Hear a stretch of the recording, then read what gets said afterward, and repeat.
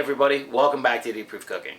So the other day I was watching a few episodes of one of my favorite shows, Parks and Rec, and the amount of times that they mentioned calzones on that show, I figured it's about time I make some for the channel. Pretty simple intro today. I'm just going to show you how to make calzones, or at least how I make them. They are awesome, so let's get into it.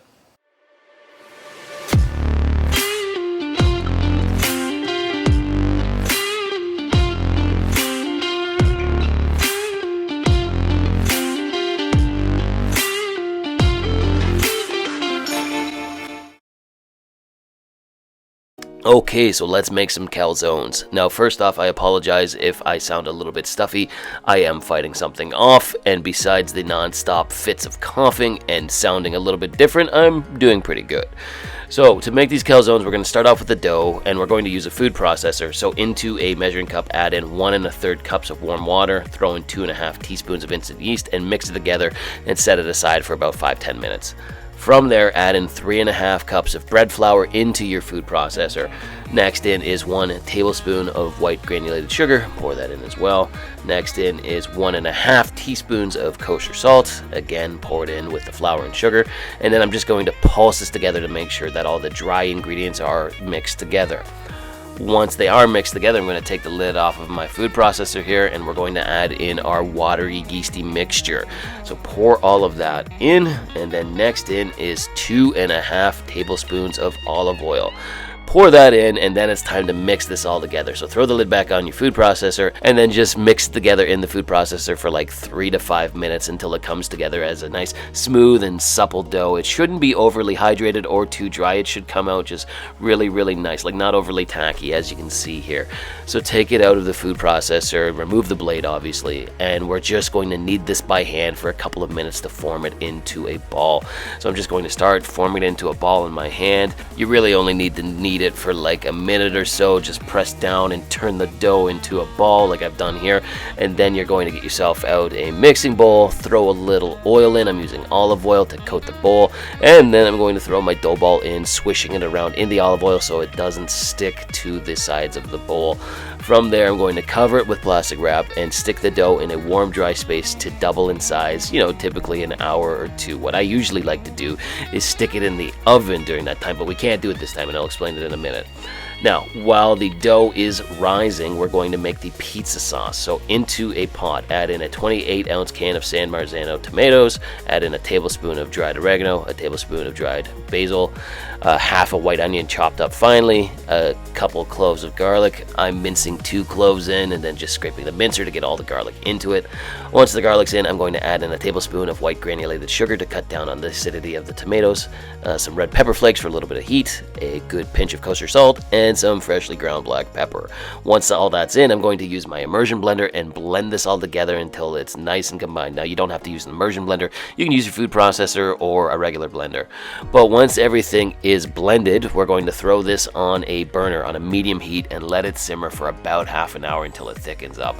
It's going to be absolutely delicious pizza sauce. So here's the reason why we couldn't use the oven to rise the dough in. We're going to preheat it to 500 degrees Fahrenheit, and we're going to throw our pizza steel or stone in and let it heat up for an entire hour before we use it.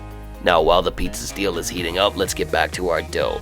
So as you can see, it's clearly doubled in size, so I'm just going to deflate it here, take it out of the bowl, and then divide it in half, because the dough recipe I've showed you is good for 2 calzones. So get a knife, a bench scraper, really whatever you have, and divide the dough in half. Now, the part that I'm not going to be using just yet, I'm just going to form into a rough ball and set it aside, and then the piece of dough that I am going to be working with, I'm going to form it into a little circle, press it down onto my work surface, and then just start gently kneading it out to form a circle. You're going to want to form a circle or like an oval that's between 12 and 14 inches in diameter, because then we're going to fold it in half. So after I've thinned it out enough, I'm going to use my rolling pin just to really make sure that the dough is nice and big, like you can see here. So there you go, that's the size you're going to be looking for, and then it's time to start stuffing this full of toppings. So the first thing I'm going to lay down is some pepperonis, and I'm not going to skimp on the pepperonis. You're going to want to put a lot on. Use whatever toppings you want, want, but I happen to like a lot of pepperoni. So there we go. First thing down is some pepperonis. Next up is some low moisture mozzarella.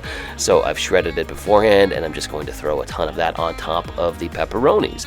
Next on is one of my favorite toppings on any pizza or calzone, green olives. I've diced some up, so I'm going to throw those in on top of the mozzarella.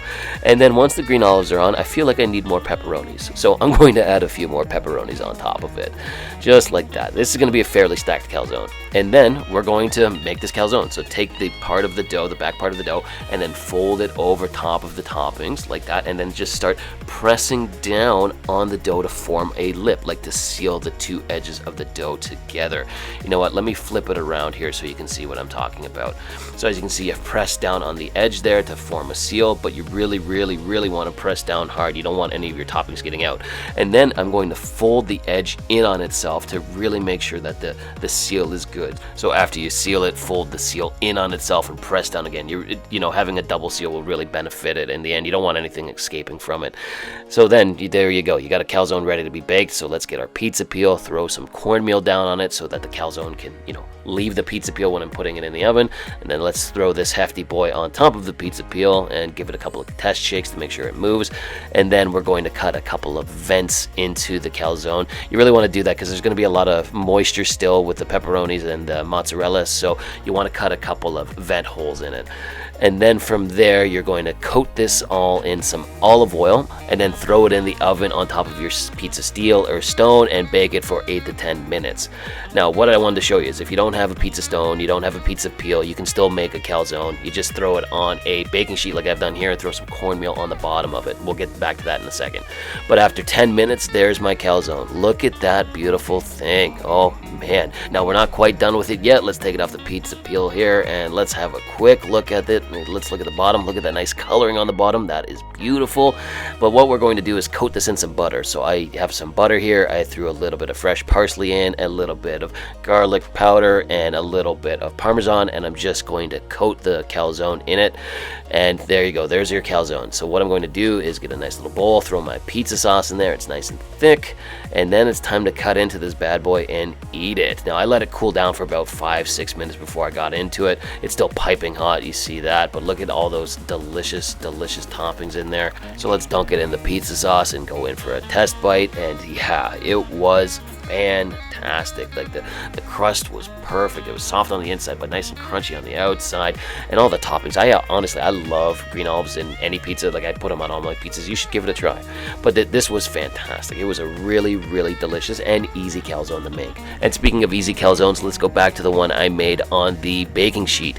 Now, I left this one in the oven at 500 degrees Fahrenheit for 10 to 12 minutes, and as you can see, the seal lifted a little bit, but none of the ingredients escaped, so the double seal still held strong.